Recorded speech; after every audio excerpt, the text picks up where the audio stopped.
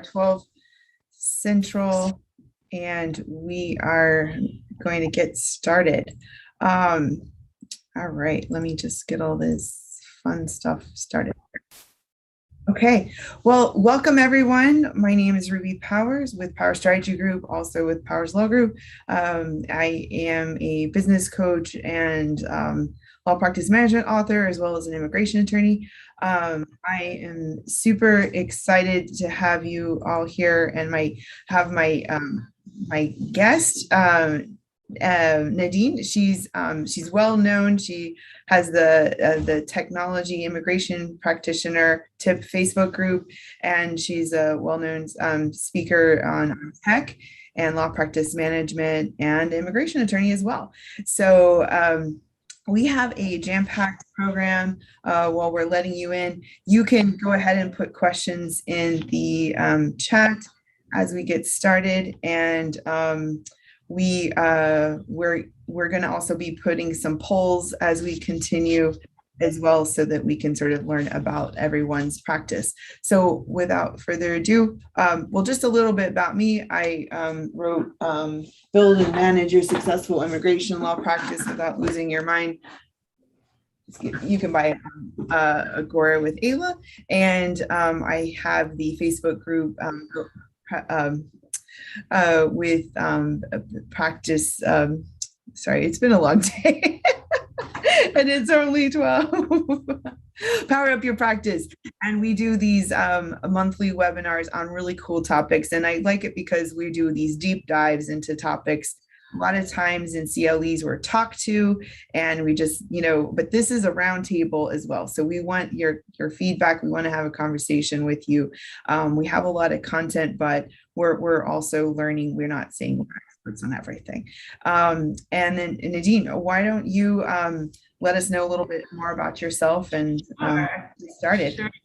Hi, everyone. I'm an immigration lawyer here in South Florida. I'm originally from Toronto, German background of my parents, and I have my own immigration story, as so many of us do, right? I actually came here on a TN visa, if you can believe it, and I went through that whole, H-1B, wound up eventually getting our green cards through my husband's adult daughter, who petitioned for him, and then he petitioned for me and the kids. So, I mean, we all know how that goes. I did launch my solo practice in 2015, and I just love technology. I really, really have a passion for it. I love sharing tips with others, and I learned so much from all of you as well. If you're not already in my Facebook group, it's called Technology for Immigration Practitioners, TIP, and we can get started. All right, sounds good. And definitely feel free to put your Facebook group link in here, and I'm putting mine as well, and we're letting everyone in here. It's a hot topic. All right, so Nadine broke it down into 10 topics, because 10 tips. And I mean, there's so much to say. I mean, there's even a whole tech show on this with ABA. So let's go ahead and get started. So what is one of your number one tips on how to automate your practice? Okay, so first tip, try using a writing tablet. Now, I know we all want to go paperless. Sometimes it's possible, sometimes it's not. You can actually get rid of paper notebooks or paper planners or sticky notes by getting a writing tablet. Some of you might use your iPad for that, and that's great. I happen to use the Remarkable. I don't know if you can see it if I hold it up. Here it is. And it's really thin. It's like it has a cover on it here. Ruby's fascinated with it as well. It's not cheap. It's going to run you like around $400, but believe me, it is the coolest gadget you will ever have. And the reason I love mine so much is I like to write. Even though I like technology and I'm always on my computer, I still like to take notes and handwrite, especially when I'm talking to a client on the phone, or if I go to USCIS interview. I want to handwrite some notes. And the experience of writing on this tablet, until you've tried it, is just like paper.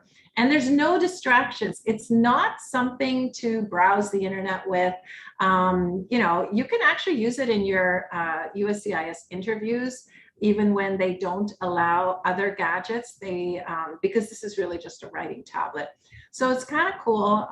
If you're interested, check it out online, look up Remarkable, send me a note through my Facebook group if you want a $40 off coupon. And it's really cool. Do you have anything else, Ruby, on that subject? I should have watched your video beforehand on this, but like, does it turn it like, so you can scan whatever you wrote, it can be uploaded?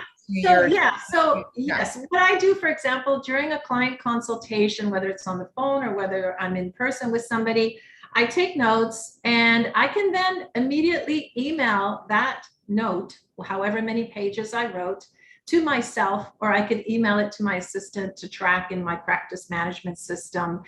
There's links now that it can integrate, I believe, with Dropbox and a few other things like that. It can even convert your handwriting to characters if you That's what I was wondering, because I have really bad handwriting. You may need to get a little neater. Okay. Okay, well, maybe it doesn't solve all our problems. Yeah, I actually don't use the conversion feature, but you could. Okay. I just like to have a record of my notes in the client file, so I can save that as a PDF to my client's case and keep a record of it for the future. Oh, that's awesome. And I think that this whole trying to be as paperless as possible, this is that last little piece that can help us. Yeah. And the organization of the notebooks is what is really awesome, because we all have so many different things we're writing about, even in our personal lives, right? Like I have sorry, I thought I heard someone there. No? Yeah, I think someone's not muted. But anyway. But yeah, as I was saying, you'll find lots of uses for it, even personal uses. If you're maybe, a jotter of a diary type thing, keeping track of events or planning, anything at all. And there are lots of cool templates you can purchase to upload to the device. It can also be an e-reader. So, sometimes you might have PDFs from we all get these AILA documents with lots of information, and maybe you want to read them later, and maybe a new case came out and you want to read it later. I can upload that through my computer to my Remarkable device, and I can read it later, and I can mark it up. I can write notes on it. Someone wants to know, can you organize your note pages into files? Yes. Or different sections to flip back to pages? Yes, absolutely. You can move pages around. You can insert blank pages. You can have different templates. You can draw on it. You can use it for anything. Oh, well, that sounds good. So we'll just have to take your word for it and get the discount and buy one and start. And you can use it or whatever, and I'll get you the discount. Okay. So the second tip. Okay, so if you're not using some type of online appointment app, then you really need to, because it's going to make your life so much easier. I don't know how we ever did this before, right? So I happen to use Calendly. There are others, Acuity. I think, Ruby, you said you're using Acuity, right? Yeah, there's AppToto, which is another very cool one. And, your own practice management system might have a calendar scheduler in there as well, like Clio or whatever you're using. But even if you're using one of these practice management schedulers, I actually prefer to use something like Calendly because of all the features, and it will still integrate with whatever system you're using, and it will integrate with either Gmail calendar or your Outlook calendar or your iPhone calendar. They all will link together, and that's easy to set up within the settings of any of these apps. So it just makes it so easy. So here's what we do. We send a link to our clients for them to book the appointment with us, right? Whether it's for a consultation, whether it's our reception service, booking a consultation with me or one of my team members, even just for callback appointments. So we love to just be able to have the client pick a time on when they can speak with me or my team member, and they can just click on the Calendly link and book it when they're available. So, and you can change it up based off of like different rates to be paid or different types. Yeah, syncing absolutely. it Right. You yeah. can, right. So I have my Calendly consultation link set up so that when you book a paid consultation with me, you have to pay for it first, and then you get to reserve the time slot. So that way people aren't, cluttering up your calendar and not paying for it. You don't have to do that. I never used to do that. I've tried it lately and I kind of like it. So you can absolutely do that. You can set up workflows to remind somebody to, that their appointment is coming up. Somebody's asking, can you block off certain times? Yes, of course you can. You can have different, calendar links for different types of appointments that are only available on certain days. Or you just block it off on your calendar if you don't want any appointment. Like I personally, I block off every Friday, even though I might still come in the office, or, I might just want to work from home that Friday. I just block off every Friday. That way nobody will ever be able to schedule something for me unless they ask me and I override it. So it just makes life so much easier. And then some of the okay, we did a whole webinar. This was actually our very first webinar that we did back in I don't remember what month that was, maybe May or June. And some of the programs hook up to certain credit card vendors and payments. And so with Calendly, I believe you have to use either Stripe or PayPal. I actually am using Stripe with Calendly. If you if you don't want, like, let's say you want to use LawPay, you could put in a link to pay through LawPay, but you probably won't be able to do that feature where they have to pay first before they can get on your calendar. So yes, you would need to look at what the options are for which merchant account or which credit provider.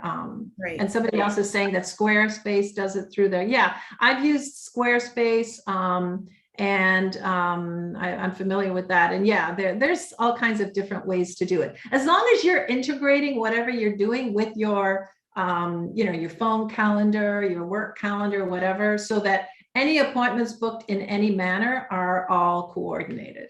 Right. I use Square with Acuity, but that's only for those consultations. So and a long time, I was just going to say, a long time ago, I don't know what year that was, I used Infusionsoft and I tried to build like the online scheduling, and we had different types of consults and fees and amounts, like 30 minutes, an hour, different people. And it was super complicated. Like I felt like we were just like, coding in C++ or something. But anyway, we tried it for a little while, but then I got a little burnt and I didn't do it. And now that we're coming back to it, I guess I just want to say, like, a learning lesson, maybe the tech wasn't where it was when you tried, but to come back and try again and don't give up on this concept. And another thing, I like to share a story from when I went out to some national parks in the Utah area in June, July.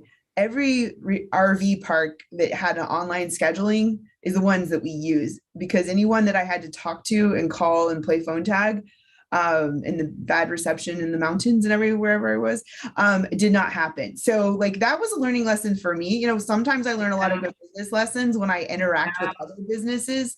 And we're still not using complete online appointments for the strategy group. That's interesting that you brought that up, because I was just at Disney with my whole family a few weeks ago, and you have to do everything through their app, right? Even to order your food at most the places, and book special rides in advance through their app and all this cool stuff. So yeah, it's definitely something you need to look at.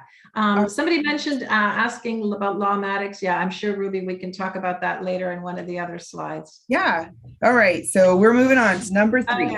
Okay. So single entry forms. What do I mean by that? What I mean is you want to try to only enter your data once. meaning your client's name, their phone number, their email, at least the most basic information. I see we have a poll here. So are you using a practice management system? Yes or no? And, meaning like, do you have like, something like maybe either Clio or Practice Panther, or maybe it's even your, I don't know, Ruby, would you call like an Excel spreadsheet? I wouldn't really call that a practice. I would call that, like, I mean, more like a program that either has forms or a case management, like a log, or, that's sort of like a place that you can connect to either later billing, intake forms, Exactly. things like that.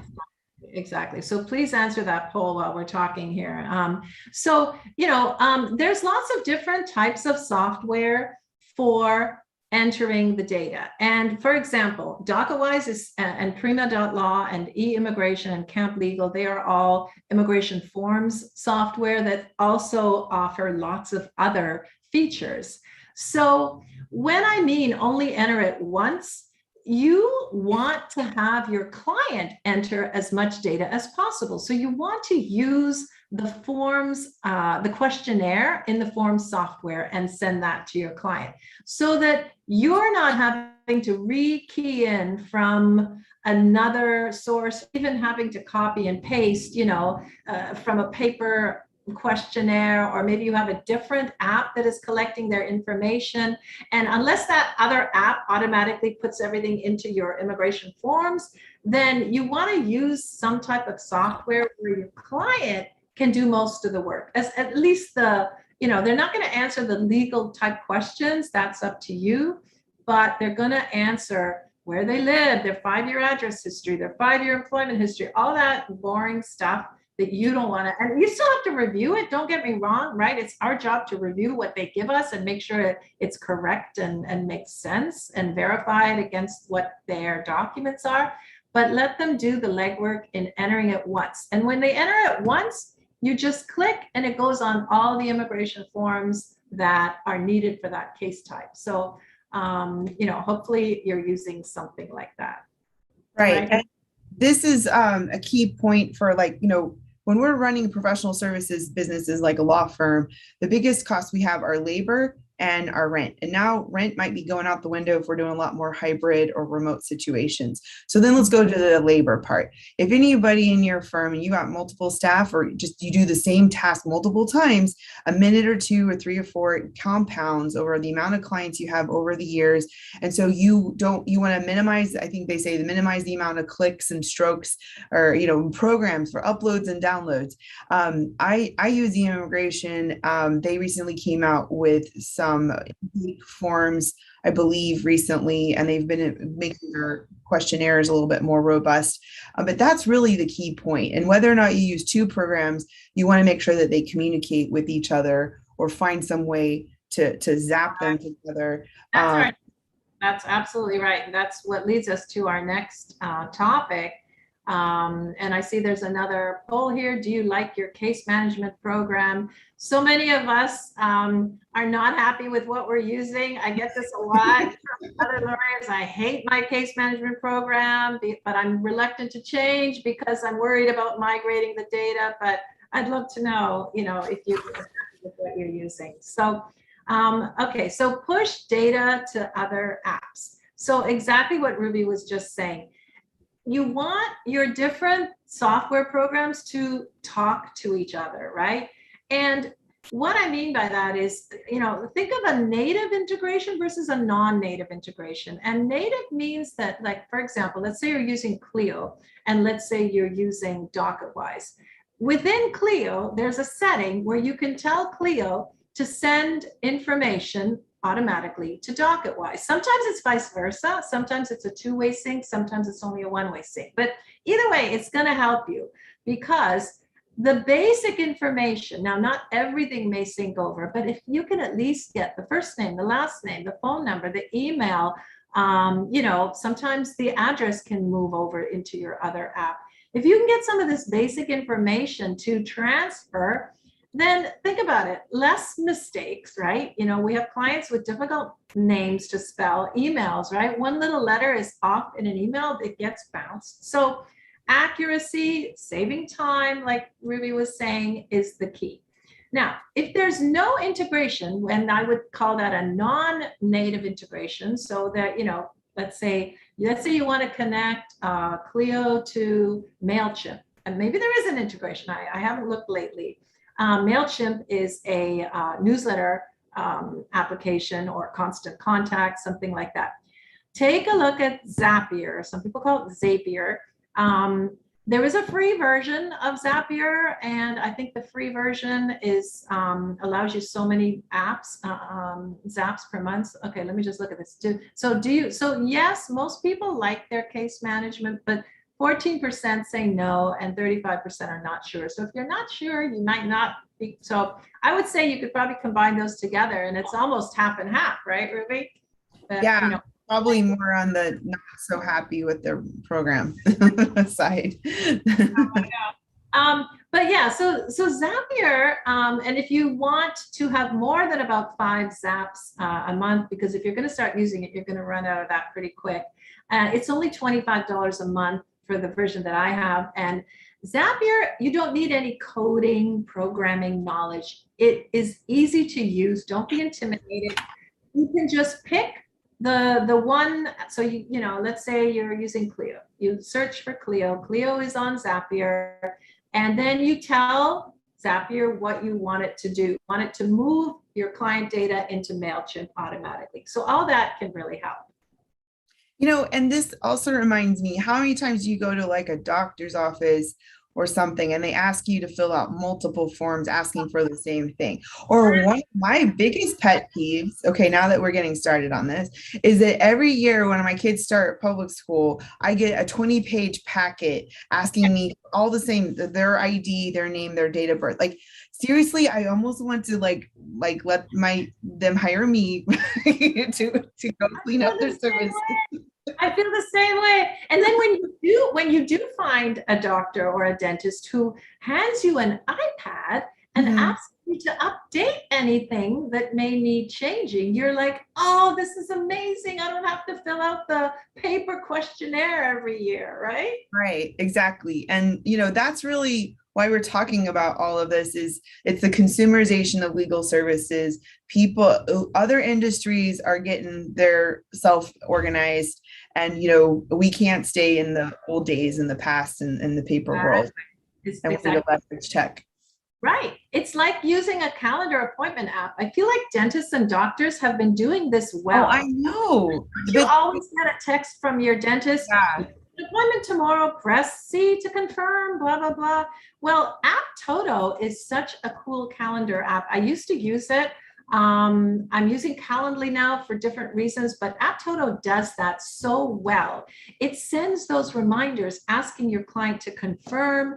They can reschedule. Why shouldn't we be doing that too, right? Yeah, I definitely agree. And I don't know if this is the right time to bring this up. I think we might bring it up when you talk about pipeline potentially, but somebody asked what's the best way to collect the documents, sufficient way to obtain client documents. Maybe we talk about that in the end. Yeah, we'll talk about that at the end. Okay, sounds good. So we moved to number 5. We're trying to keep a brisk pace because we have so much we want to cover. We're on time so far. Okay, document templates. When I do my coaching sessions with attorneys and I ask them, are you using document templates? Most of them are not. And I'm always surprised that this is one of the least used features of most practice management systems. So, and I feel like they are maybe thinking it's kind of daunting to set it up, but it's very simple actually. And if you are using something like Clio or Practice Panther or MyCase or, all of the various systems out there, I'm pretty sure even DocketWise, I believe they all offer some version of this. And it just usually starts with a Word document. I use it for, let's say, USCI's cover sheets, right? We all do them. And what do you put on that cover sheet at the top? Well, you put the client's full name. You might even put their A number. You might put their beneficiary name, a petitioner name. Why not have that automatically filled in when you open up the template for that particular case cover sheet? So that's what a document template can do. I even use it for my motions because you have to, put your client's name and your A number on so many pages and all this. So it's very easy to do. You just take that Word document and you create one master template where you insert the custom field that the program will give you. So let's say you're using Clio. Clio will tell you what that custom field code is. And it's usually something like, it might say, first name underscore last name, XXX, or, whatever quote, or, a little bit of characters in there. You just copy and paste the actual fields from Clio that you want inserted into your Word template.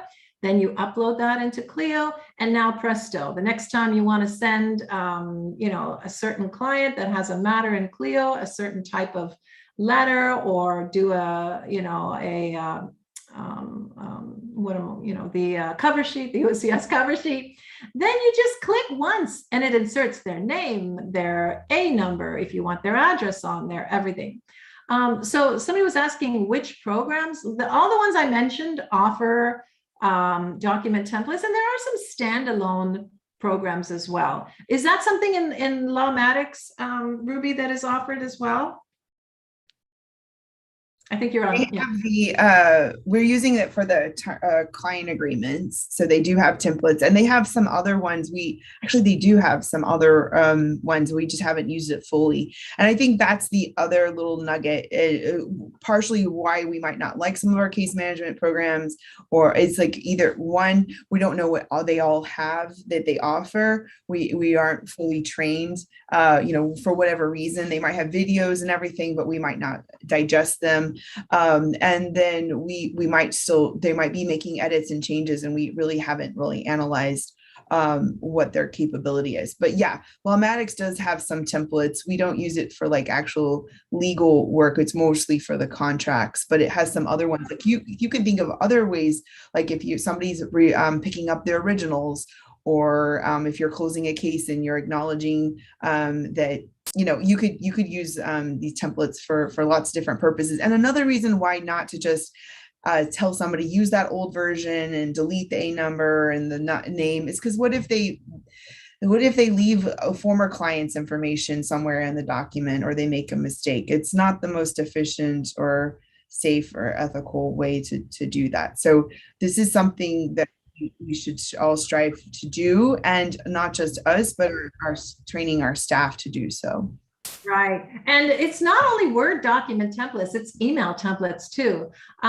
You can create email templates, and your practice management system may have that. I know e-immigration has that. I know others do have it. Even if you don't use anything at all, if you happen to use Gmail, there's an add-on called Streak, Streak, Streak for Gmail. It's free. I've been using it for years, even just in my personal Gmail account, where you can easily create email templates that will, be very easy to send out. So if you're always sending the same thing out to a client, like, it's time to do your immigration medical. Here's the link for the doctor. Here's what you need to do, blah, blah, blah. Just create a template, and you just create it once, and then it's easy for your staff to send out. So I see we have an email preference poll here. Yeah, I always want to know who's using, are you a Gmail person, or are you an Outlook person, or something else, which I would be surprised if you were using something else, but you might be. I personally use Gmail. I don't like Outlook, but there's others that swear by Outlook and love it. Yeah. Gmail does have a lot of templates that you can send for emails. And maybe if you don't need to send a lot, maybe as the owner or partner or whatever with your firm, make sure your staff is using them for all of the repetitive communication, like onboarding a case or a request for a consultation or what have you. Okay, well, I think this is something I didn't make a poll for document templates, but I really wonder how many people are really, experts at utilizing this. I think this is one area of growth from the consulting I've done and talking to individuals. I don't think people are using this to the fullest ability, capability. All right, so we're moving on to number 6. And yeah, the polls are sort of like going on in the background. Some apply to what we're saying and some are just general information. But we do have one on this one, actually. So I'm going to close up this poll in a second. So the next one is online quotes and contracts, attorney-client agreements. So, right. So I feel like COVID really forced us into this, even though many of us were using it before. I know you were, Ruby, because you've been far ahead of most people with online systems for years already. But I feel like when COVID came along, I know that I was forced to do it. I used to hand, it looks like it's about 50-50 Gmail Outlook. That's exactly what I thought. I've seen this on polls, lawyer polls. Usually lawyers use Outlook more. I don't know if that's just because it's more of, I don't know why, but it's about 50-50, other 5%. That's interesting. All right. So when COVID came along in, March of 2020, before that, I would have most consultations in my office. I would hand them a nicely printed sheet for their quote. I had PDFs that I could email as attachments to my clients if I needed to send them a quote. And we're doing a poll asking you, are you sending contracts now for e-signature? Because if you're not, then you're really missing out, right? And if you are doing Zoom consultations now, phone consultations, maybe you really like that and you're going to continue even if everything does someday go completely back to normal. I know I'm going to continue offering Zoom and phone consultations because I find it, it's pretty efficient. And what I'm using to do this is an app called Dubsado. But again, there are others. There's Client Rock. I think, Clio has this, Lawmatics, right? You're using this, or you can just use something like HelloSign. The reason I'm using Dubsado is it's just such a cool app to have everything in one place. So my client will get a quote and a contract and an invoice for their deposit all in one link that they just click on once, and it takes them through the various steps. So, and Dubsado was actually something designed for photographers, wedding planners, creative people. It wasn't really an app designed for lawyers. And don't be afraid to look at something that isn't necessarily made for the legal industry, because you could be missing out on some features. And Dubsado is just very visually, attractive. Like when you send out your quote and your contract, you can put pictures in there of your team. You might be talking to these people and they may not even have really gone to your website and really looked you up and don't know much about you. So you can almost use that quote a little bit more like a selling feature to you and who you are. And it kind of looks like a landing page when they open it. So you can also connect some of these things with payment systems. So for example, you send out your contract and the client signs the contract. They immediately are taken to a payment page where they can immediately make their first payment if you offer payment plans and for their deposit. So that's kind of cool. It looks like most people are sending e-signature contracts. That's really great, 71%. And so you were telling me that when you send them through, you're using it through Dubsado, you're giving out the quote, the contract, and the invoice, and it's like boom, boom, boom, and you're just taking care of business. Yeah, Right. all in one. Yeah, I have check out my Facebook group. I have a little 10-minute video that I recorded that a lot of people have seen on how that works, because it is kind of a cool feature. And I actually only use Dubsado for that. I don't even use it for practice management because I just don't feel it's robust enough to track all my cases the way I want to. So I only use it for that, but I have a Zap, again, going back to Zap here. I have a Zap that takes my client from my practice management system. I use Monday, which is something else we can talk about. And when they're signed up for a case, or actually not even before that, when they're just a lead and I want to send them a contract, I just click a button on my Monday app and their name, email, phone number automatically goes into Dubsado. Then I go to Dubsado, I just click, I select the case type because I have it all pre-templated out. I select the payment plan and bang, I hit another button to send and it's all done. I swear I can create all that in less than a minute. It is so easy. It's all, you're going to take a little bit of time up front to create these things, right? And that's I think that's what bogs us down is how am I going to spend the time to do all this? Maybe you have someone on your team that is interested in technology and systems. Maybe you can assign them. Maybe you could hire someone through Upwork or temporarily to create some of these templates for you.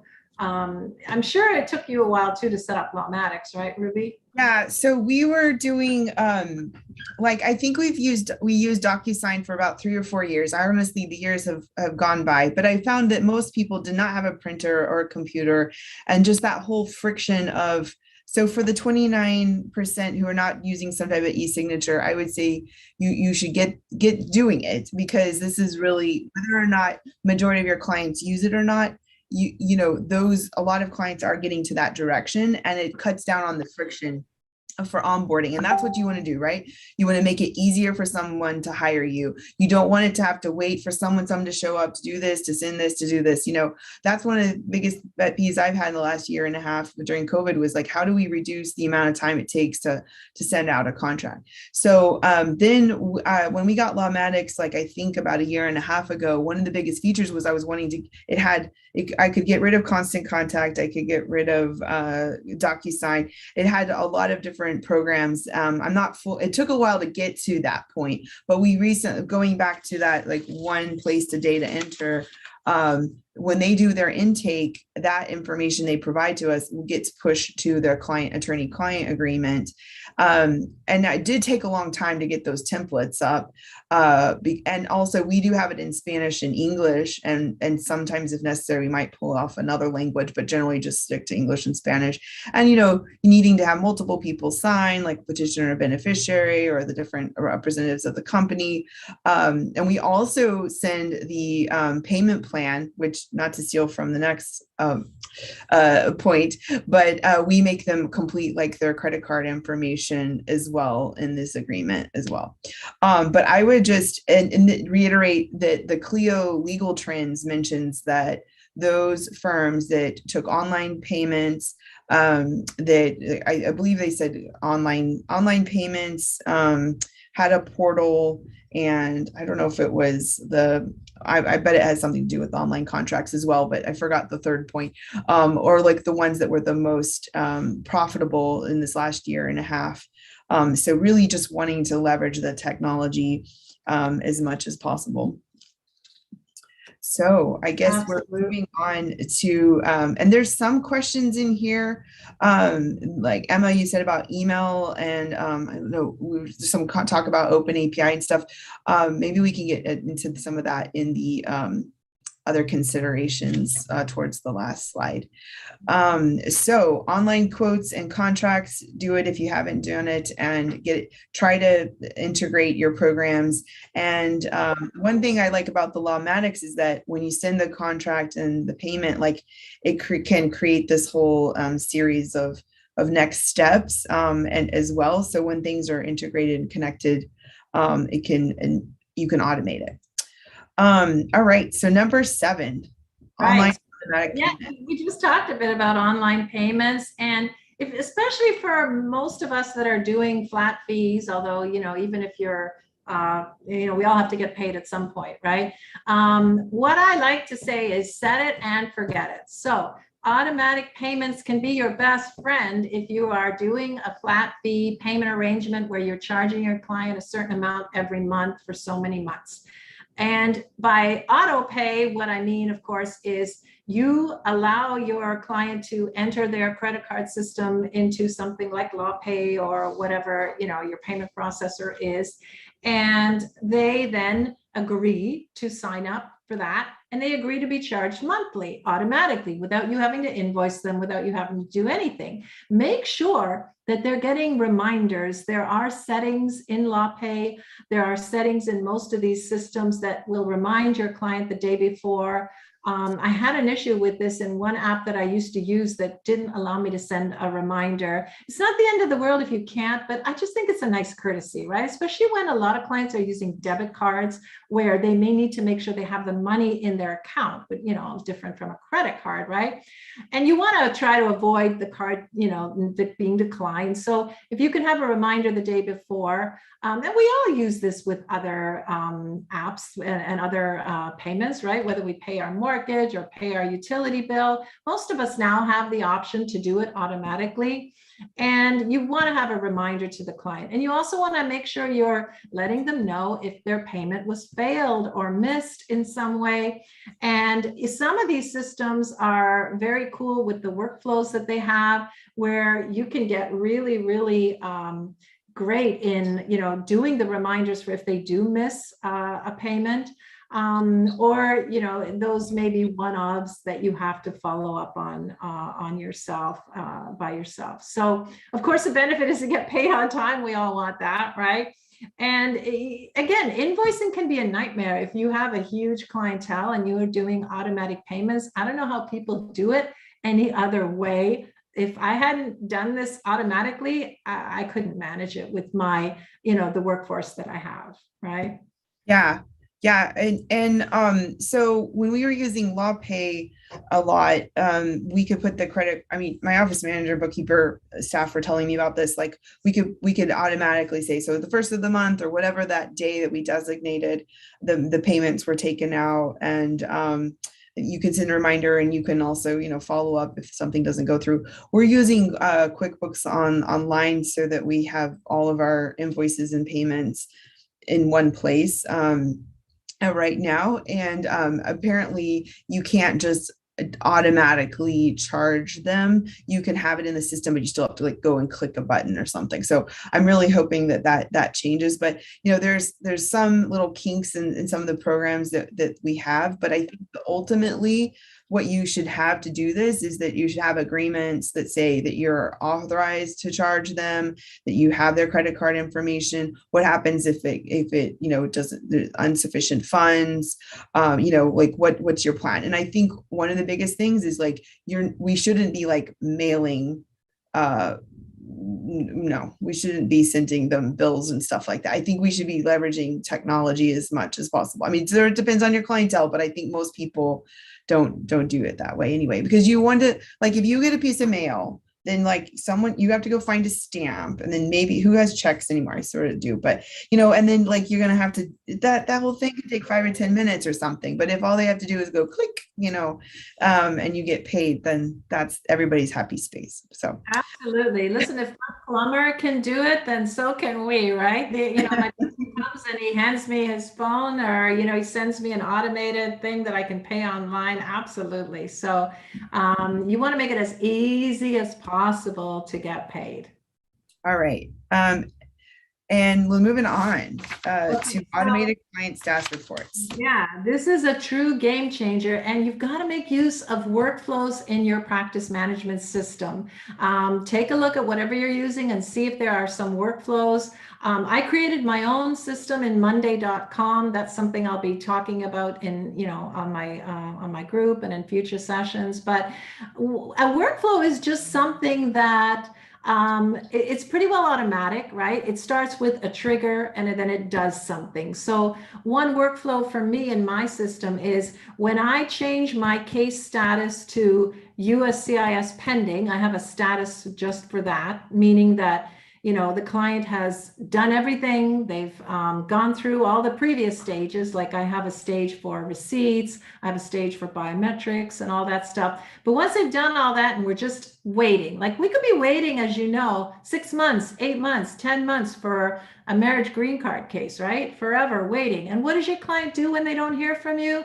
They call you, right? Nadine, what's going on with my case? Like, I haven't heard from you in months. Like, oh, it's still pending. There's nothing we can do. So I have an automatic email that goes out every single month to the clients whose status is pending.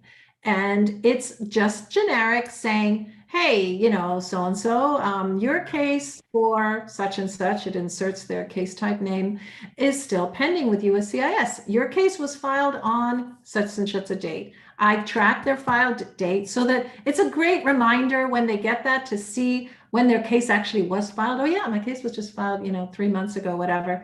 You can get really fancy, and you can even insert processing times.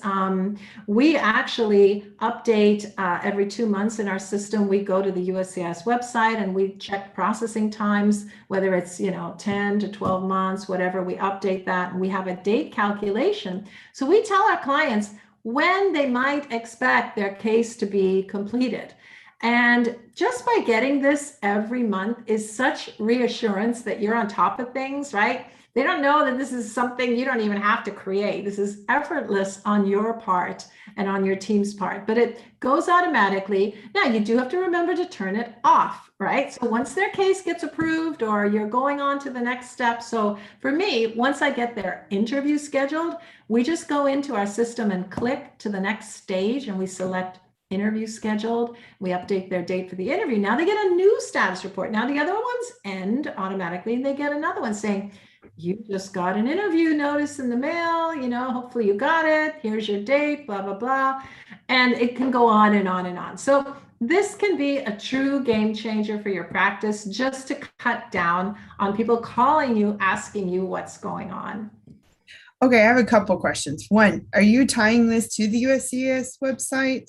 No, I am not, because I don't have that coding ability to do that. There are some programs, I believe that one of them, e-immigration used to offer this. Do they still have that, Ruby?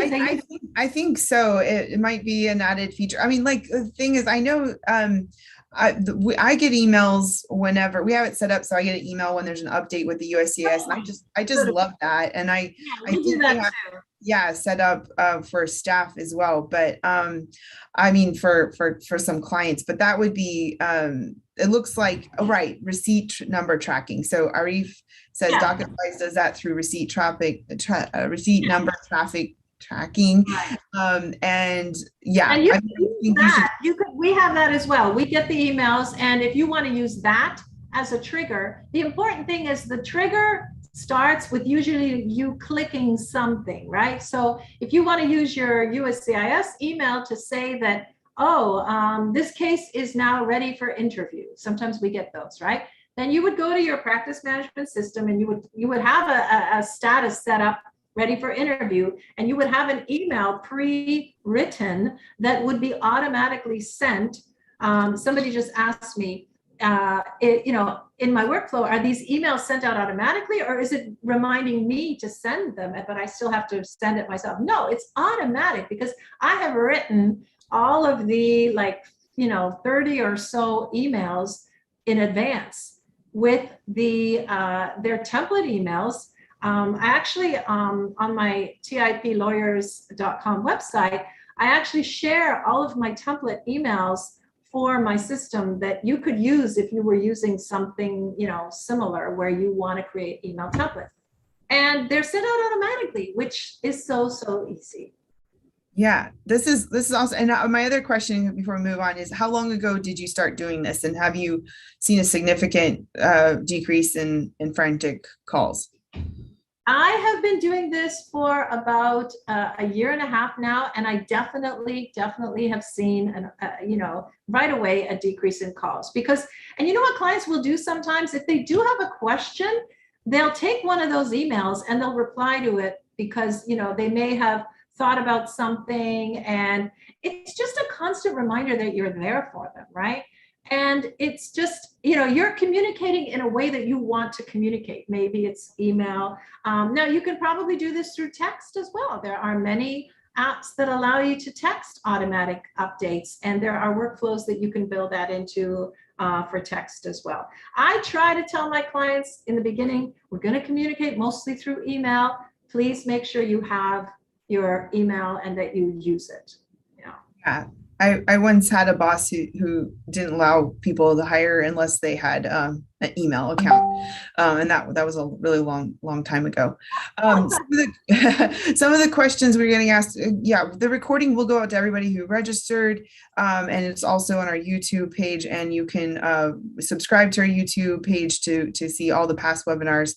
And we also made a poll. There's a poll going on a CRM just for fun, because we're moving over to some social media talks over here. So, also somebody mentioned to talk about the online payments, about FreshBooks. They send clients a link and they make a payment online, like LawPay. So, yeah, cool too. Yeah, just trying to make sure we get Canadian originated companies. There are so many really cool companies that originated in Canada, my home country. All right, so we're moving over to 9 social media posts. So, how do you automate? What do you do?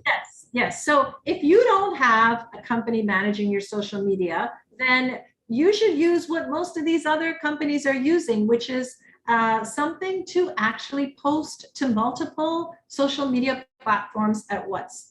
So there are different apps that can do this. I've named Loomly or Hootsuite. Ruby and I talked about this. She's using Hootsuite now. I'm using Loomly.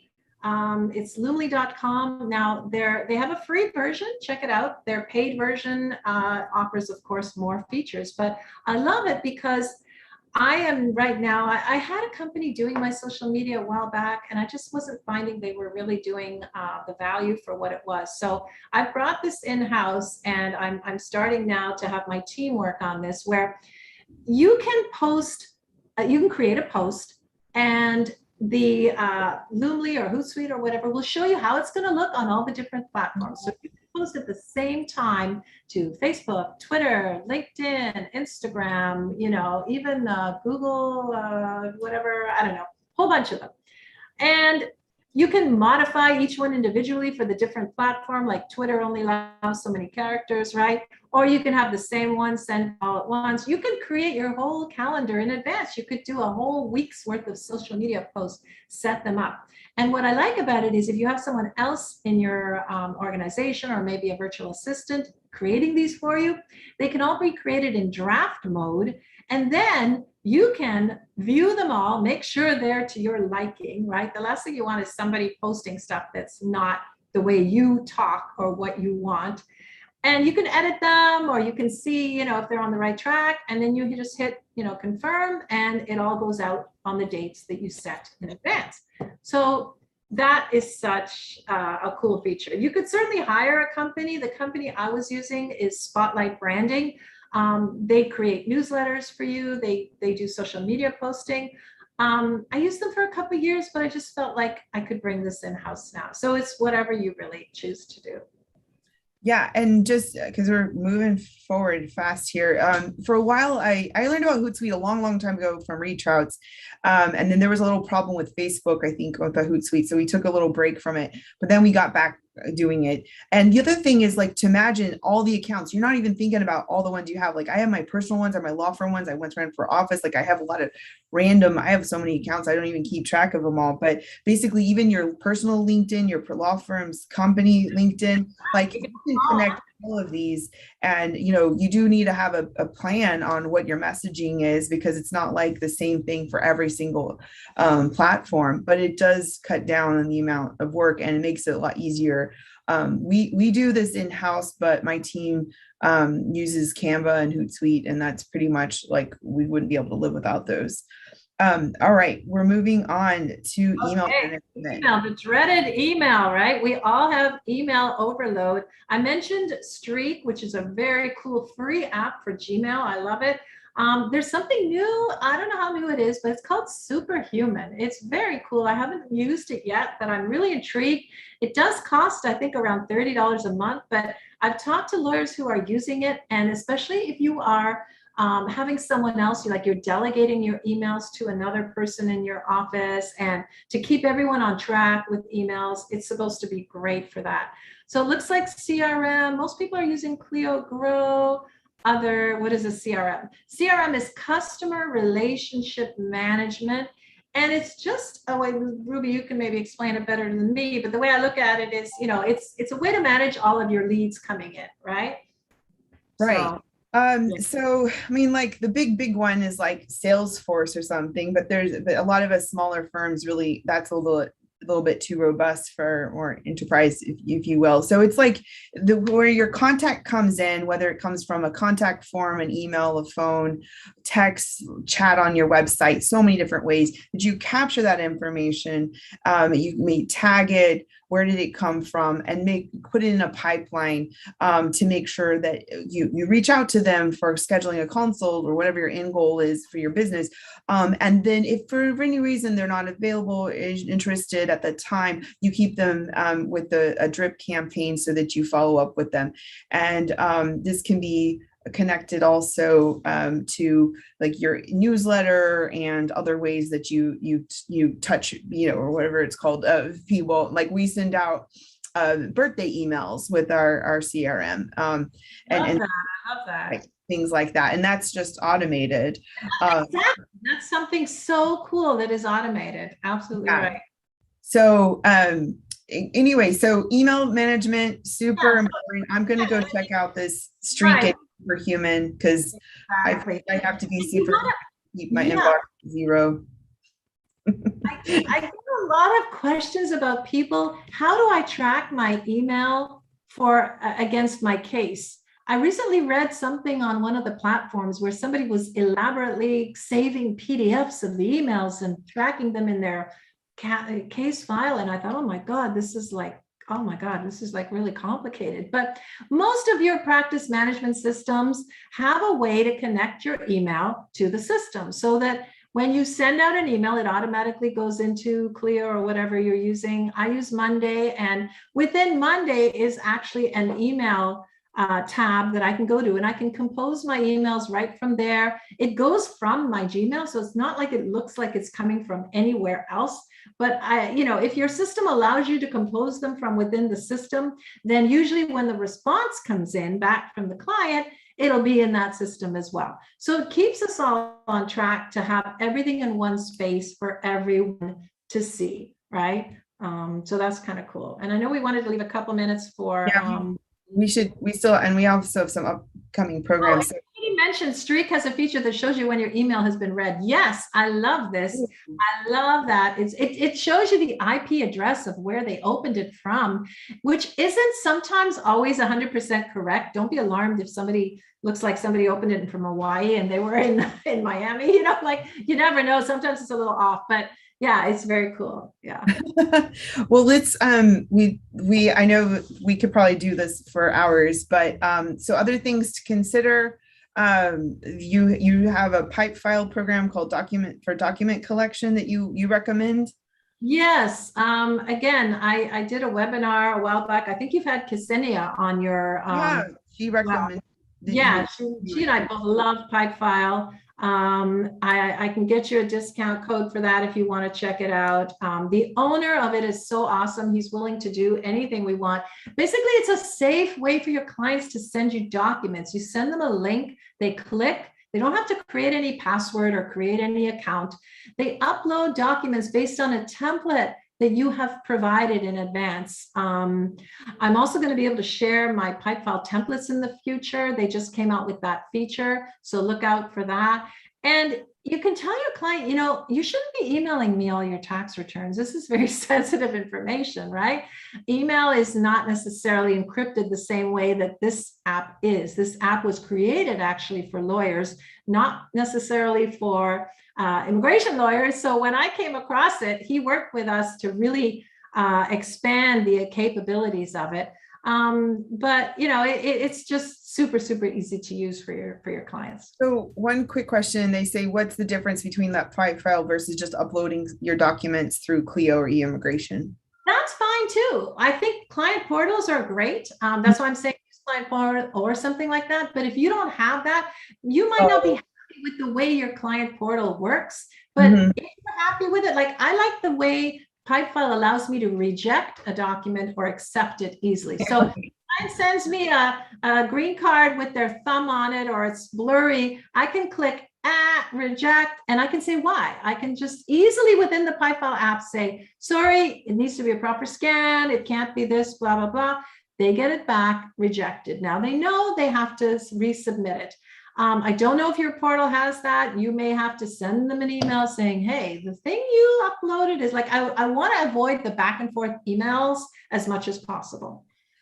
Yeah, I definitely agree. So we'll probably go a few minutes over, but we'll send out the recording if you have to hop off anyone. But make sure you're talking to your staff how they're using their programs and making sure they're having adequate training. I think Judy with Ayla says treat your tech like their staff, have a regular review with them. And I think that's a really good visual to make sure that you're analyzing your tech on a regular basis to see what it's capable of. You might be paying for so many programs that they sort of absorb the need for multiple other programs that you have.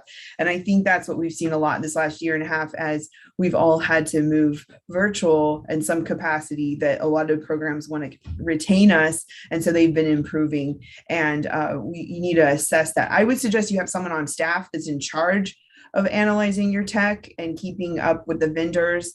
And the other thing, Nadine, I really like this idea from a year ago when we were discussing on another panel, making sure you're talking to your vendors, giving them feedback, letting them know how they can improve, because I went to an ABA tech show a few years ago. I tell the story, and I came back and I was like, I don't like any of my programs. I'm going to throw away all of them. But then it was too much. It was too much of a shock to everybody's system. And I had to go back and sort of downsize my extreme change.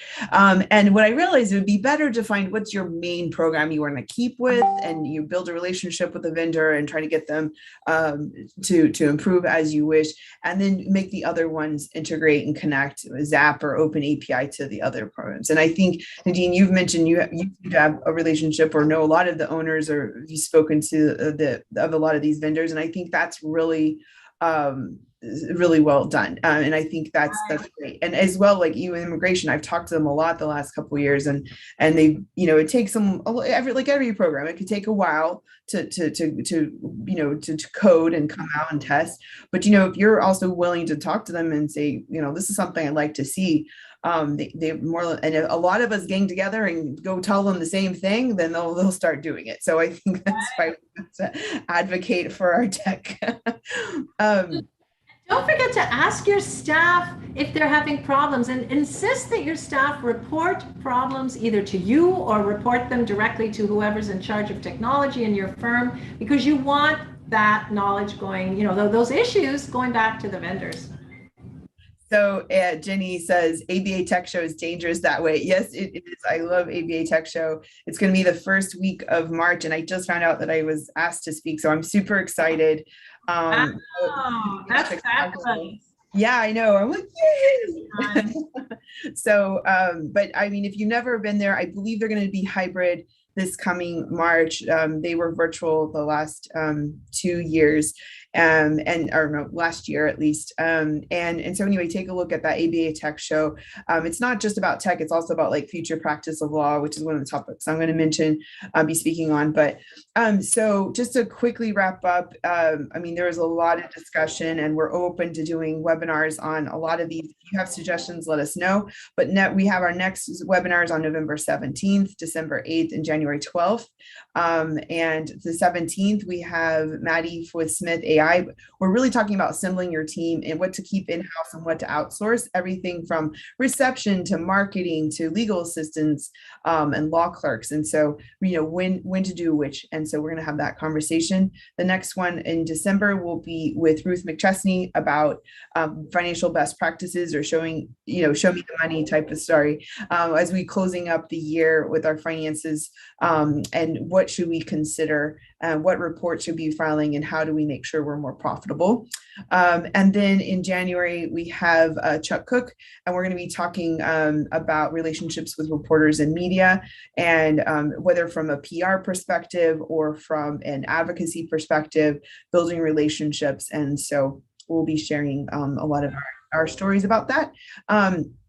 And you can stay connected with the Power Up Your Practice Facebook group, as well as get yourself subscribed to the YouTube channel for all the upcoming events. And our next, what we decided to change the dates for the retreat to accommodate people's busy schedules. And so our new dates just opened up are Monday, December 20th and Tuesday, December 21st. It's a quiet time around that time in between holidays, and it's only 9 to 3 Central with lunch break. And we do a pre-retreat discussion, consultation one-on-one, and a post-retreat. And the first 2 people to register get a copy of my book. So we so glad to have you on, Nadine, and you put a lot of your link as well of the of your Facebook group and your consulting, and is there any other closing thought? I know, Carol, you were going to talk about law yaw. If you want to say anything, go ahead, or we'll have to have some more webinars on these topics. Yeah, well, I just have started implementing law yaw for document automation, and especially as an immigration attorney, there's always, if this, then do that, but if this, then do something else, and it allows you to put in those if then statements, and then substitute different text if you have different different qualifications and different criteria, and it's a life changer. We use it for our rep agreements. We're adding new templates all the time. It's been really great. Oh, that's great. I think is there something about Clio buying them, or am I just imagining? I think I saw Clio just bought them, and I'm like, hey. Wow. So, but I think they're using LawYard to incorporate into Clio's document management system. So you not only can bring in your fields from Clio, but you'll be able to use those sort of if then statement kind of thing. I don't know if they fully integrated it yet. They just bought them a month ago, maybe. I did at ClioCon last week, so I recognize that name because I think you mentioned at one of the last webinars. So that's cool. Right? Yeah, that's really cool. But I was looking at the ABA Tech Show March for Chicago. Are you serious? Like, who got my jacket? I've got like a snow jacket thing. I don't know. I have to find where I put it. I guess we still have to leave the hotel, but I need underground. I'm looking forward to it. If anybody else is going, let me know. I'm actually looking at it. I'm like, I could use a vacation in March. Sure. I'm so tired of my 4 walls. I could just scream. So yes, getting out, talking to other lawyers and talking tech sounds like heaven. Nadine, thanks so much, Carol, as always. Nadine, do you have any other closing thoughts as we wrap up and people move on from their lunch break? Yeah, just don't be afraid to reach out for help. Ask questions, ask the vendors, the tech vendors. They do want to hear from you. They really do.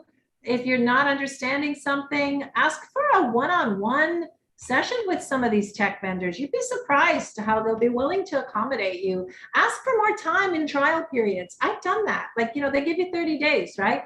Maybe that's not enough time. Like, I think we take it for granted that we have to just go by their rules. Ask and you'll be surprised. That's a really good point, because they want our business, and we want to make sure it's a good fit, and we really need to take those trial periods to the fullest and make sure that we've asked every question and build a relationship with them. So, okay, well, we are concluding. I think that we try to cram a lot of stuff in 1 hour, but I think you did a great job, Nadine. We covered a lot of territory, and we could, there's a whole conference on this type of stuff. So we try to do it in one hour. And also, speaking of conference, the ALA is going to have their tech conference, I think in December coming up. They moved it to virtual. I don't have the date in front of me, but I feel like it's in early mid-December. I actually registered for it. I spoke at it last year, so I really wanted to attend. There's so many interesting topics there. I know that Retrouse has some really interesting takes on the future of technology. You know, in Florida, we're looking at some rules about changing non-lawyer ownership in law firms. So this is kind of scary to a lot of people, but in other ways, it's kind of exciting if we're going to have more innovation. So it's going to be a great, you know. Yeah, and they think Utah and some other states, and the sandbox is opened up for that, right? And yeah, so it's on December 8th for AILA. It's the AILA Technology, and I'll put that link in here as well. An Innovation Virtual Summit. So take a look about that as well. And I mean, I feel like the future practice of law and tech just sort of go hand in hand. So an ABA Tech Show, CleoCon, this AILA's conference as well, it's sort of like a conversation that happens together. Okay, well, thanks everyone. Appreciate your joining us. It was wonderful. Thank you for inviting me. Thank you so much. It was great speaking with you, working with you. Anytime, let's do it again.